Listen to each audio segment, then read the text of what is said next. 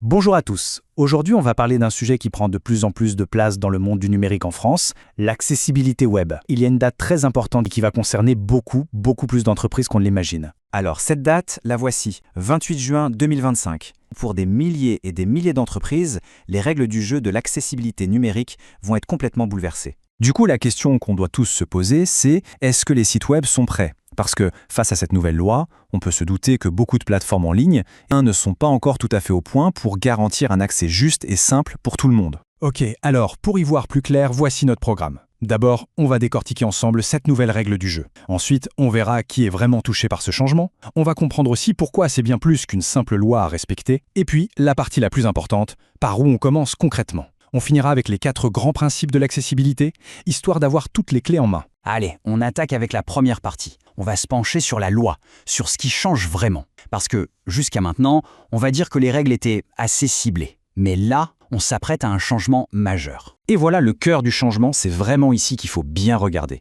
Avant, cette obligation d'accessibilité, elle concernait, disons, les poids lourds, les entreprises avec plus de 250 millions d'euros de chiffre d'affaires. C'était très limité. Mais après juin 2025, attention, ça change tout. On parle de toutes les entreprises de plus de 10 salariés et qui font plus de 2 millions de chiffre d'affaires. Le nombre d'entreprises concernées explose littéralement. C'est juste énorme. Bon, maintenant qu'on a vu quelles entreprises sont dans le viseur, parlons un peu de l'essentiel, de l'humain. Parce que derrière ces lois, ces chiffres, l'objectif premier, c'est quand même d'inclure des millions de personnes qui sont aujourd'hui mises de côté. Et ce chiffre, il parle de lui-même. 12 millions. C'est le nombre de personnes en France qui vivent avec un handicap permanent. Pour ces 12 millions de personnes, un site web qui n'est pas accessible, ce n'est pas juste un petit bug ou un truc agaçant. Non, c'est une porte fermée. Une barrière qui les empêche d'accéder à l'info, à des services, bref, à une partie de la vie de tous les jours. Mais ce qui est super important de comprendre, c'est que l'accessibilité, en fait, ça n'aide pas que les personnes avec un handicap permanent. Ça nous aide tous à un moment ou à un autre. Pensez-y, on se casse un bras, on tient un bébé, on n'a qu'une main de libre,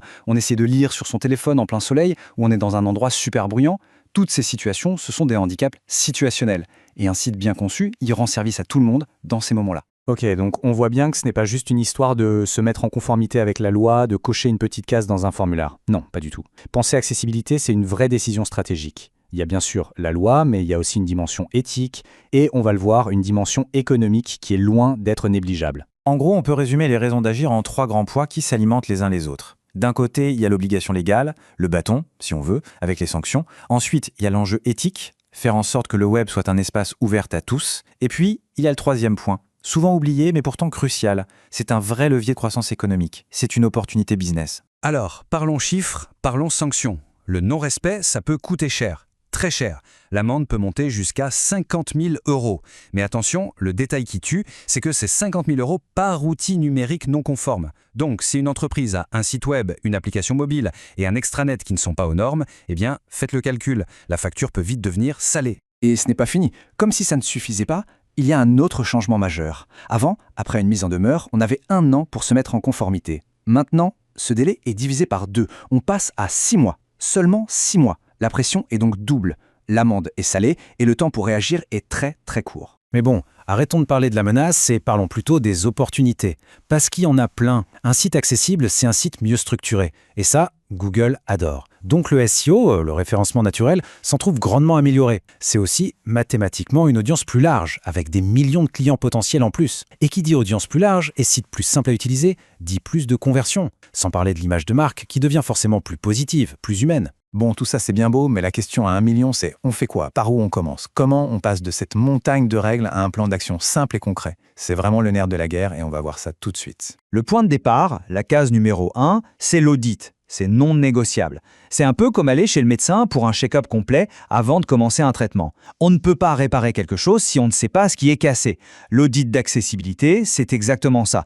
Un diagnostic ultra précis qui va scanner le site, trouver tous les points qui bloquent et surtout aider à prioriser ce qu'il faut corriger en premier en se basant sur le référentiel officiel, le fameux RGAA. Alors, pour ne pas se noyer tout de suite, l'idée n'est pas d'auditer les 500 pages du site d'un coup. Non, il faut être malin. On commence par un échantillon stratégique. En général, on conseille de se concentrer sur 3 types de pages pour démarrer. D'abord, la page d'accueil, c'est la porte d'entrée. Ensuite, la page contact, parce que si on ne peut pas contacter l'entreprise, ça ne sert à rien. Et enfin, la page la plus populaire du site, celle qui draine le plus de monde qu'on peut facilement trouver avec ses outils d'analyse. C'est une approche super pragmatique pour mettre le pied à l'étrier. Et si on zoome un peu en arrière, le chemin vers une accessibilité durable se fait en 3 grandes étapes.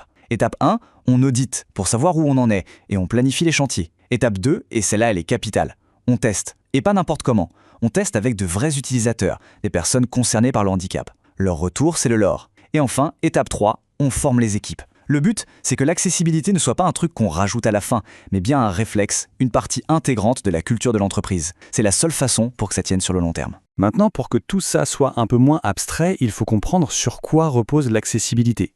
Quelles sont les fondations? En fait, tout est basé sur 4 grands principes. Ce sont les piliers définis par les règles internationales, les fameuses WCAG. Et ces 4 piliers, les voilà, c'est assez simple à comprendre. Perceptible, ça veut dire que personne ne doit être privé de l'information. Par exemple, une image doit avoir un texte alternatif pour quelqu'un qui ne la voit pas. Utilisable, tout le monde doit pouvoir naviguer sur le site, y compris sans souris, juste avec un clavier. Compréhensible, le site doit être simple, logique, facile à comprendre, sans jargon inutile. Et enfin, robuste, ça veut dire que le site doit être bien codé pour fonctionner avec les outils que les personnes handicapées utilisent, comme les lecteurs d'écran, et qu'il continuera de fonctionner demain avec les nouvelles technologies. Au fond, si on devait résumer tout ça en une seule phrase, ce serait celle-ci. L'accessibilité est un enjeu universel. Ce n'est vraiment pas un sujet de niche pour quelques spécialistes. C'est une démarche qui, au final, améliore le confort, la simplicité et l'efficacité pour absolument tout le monde, sans exception. Et donc, pour conclure, on va se quitter sur une question, une sorte de changement de perspective. Et si, au lieu de voir cette date de 2025 comme une contrainte, une épée de Damoclès, on la voyait plutôt comme une formidable opportunité. L'opportunité d'innover, de se démarquer de la concurrence et surtout de participer à la construction d'un web qui n'oublie personne. La question est posée.